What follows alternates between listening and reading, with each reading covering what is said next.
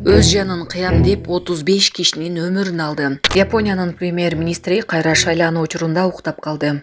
Депутат: мугалимди ыйлаткан энени сот жообуна тартыш керек. Түндө Жалкичи районунда өрт чыгып, бир аял каза болду. Жана башка жаңылыктар түрмөгү видеого лайк басып, Манас ТВ каналга катталып, акыркы жаңылыктардан кабардар болуп туруңуз. Бишкек шаарынын Жалкичи районундагы чыккан өрттөн бир жаран каза болду.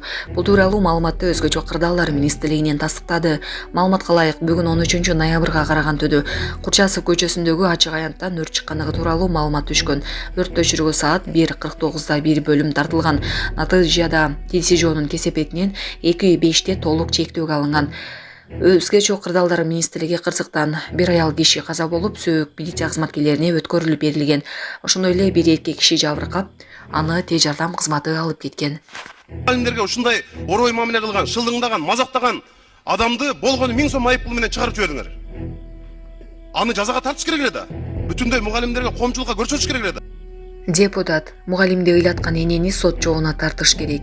Мугалимдер үчүн аябай кейиштүү окуя болду. Бул тууралуу Жогорку кеңештин жыйынында депутат Жанар Акаев билдирди. Номер 57 мектепте бир эже мугалимди шылдыңдап, ыйлатып, ал мугалим жумуштан кетти. Ыйлаткан, лакылдаган ажан аялга болгону 1000 сом айып салып коюптур. Эмне үчүн аны коомчулукка алып чыккан жоксуңар? Бул өлкөдөгү 120 000 мугалимге болгон шылдың мамиле. Эмнеге 1000 сом менен кутулттуңар? Аны жазага тартыш керек эле да. Мугалимдин айлыгын эле көтөрүп койбостон, аброюн да көтөрүшүбүз керек. Мугалим менен сүйлөштүм. Болду, мектепте иштебейм деди. Мугалимди шылдыңдаган эжени коомчулуктун алдына кечирим суратып, башка берене менен сот жообуна тартыш керек, деди депутат. Ош Бишкек унаа жолунда оор жүк ташуучу унааларга чектөө киргизилди. Бул тууралуу жол кыймылынын коопсуздугун камсыздоо башкы башкармалыгынан билдиришти. Маалыматка ылайык, азыркы учурда кар жаап, жолдорду тазалоо иштери жүрүп жаткандыгына байланыштуу Сосновка, Чычкан, Арал көзөмөл өткөрмө жайларынан оор жүк ташуучу унаалардын жүрүү кыймылына кайрадан чектөөлөр киргизилди. Урматтуу айдоочулар, жолго чыгаарда жайкы дөңгөлөктөрдү кышкы дөңгөлөктөргө алмаштырып, унаанын техникалык абалына көңүл буруп, каршы тилкеге чыкпастан алдыдагы унаа менен болгон аралыкты сактап, сөзсүз түрдө дөңгөлөккө ороочу чынжырларды же кошумча дөңгөлөктөрдү алып алууну эскертебиз деп айтылат маалыматта. Урматтуу Москва шаарындагы эмгектенип жаткан мекендештер, Москвада биринчи эмне көйгөй десе документ иштерин айтышат. Сиздер үчүн документтердин бардык түрүн ишенимдүү түрдө жасап беребиз.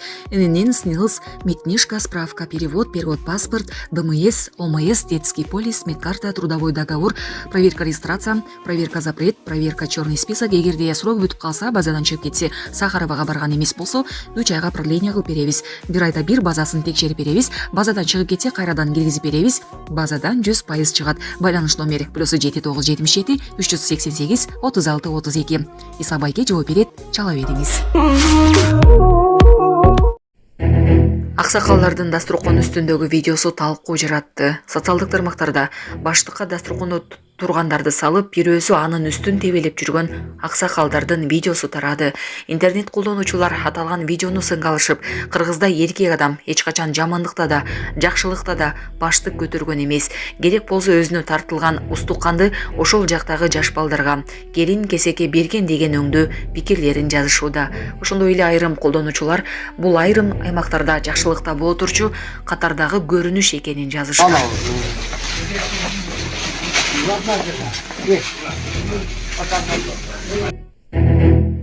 Түндө Жалкичи районунда өрт чыгып, бир аял каза болду. Бишкек шаарынын Жалкичи районундагы чыккан өрттөн бир жаран каза болду. Бул тууралуу маалыматты Өзгөчө кырдаалдар министрлигинен тастыктады. Маалыматка ылайык, бүгүн 13 ноябрга караган түдү Курчасов көчөсүндөгү ачык аянттан өрт чыккандыгы тууралуу маалымат түшкөн. Өрт өчүрүүгө саат 1:49 бир бөлүм тартылган. Натыйжада телесижоонун кесепетинен 2/5 толук чектөөгө алынган. Өзгөчө кырдаалдар министрлиги кырсыктан бир аял киши каза болуп, сөөк милиция кызматкерлерине өткөрүлүп берилген. Ошондой эле бир эркек киши жабыркап, аны тез жардам кызматы алып кеткен. Акыйкатчы зордуктоого кабылган 9 жашар кыздан кабар алды. Кыргыз Республикасынын акыйкатчысы Жамиля Жаманбаева Ысык Көл облусунун Каракол шаарында эл менен жолугушту. Акыйкатчыдан билдиришкендей, жолугушууга 300дөн ашуун киши келген.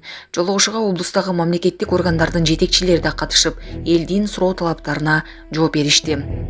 Жолугушууда жалпысынан 32 кайрылуу болуп, анын ичинен 23 жазуу түрүндө кайрылуу түштү. Эл менен жолугушуудан кийин акыйкатчы зордуктоого кабылган 9 жашар кыздан жана анын ата-энесинен кабар алды. Азыркы учурда кыз коопсуз жерде ата-энесинин камкордугунда ага зарыл болгон адистер жардамдарын көрсөтүүдө.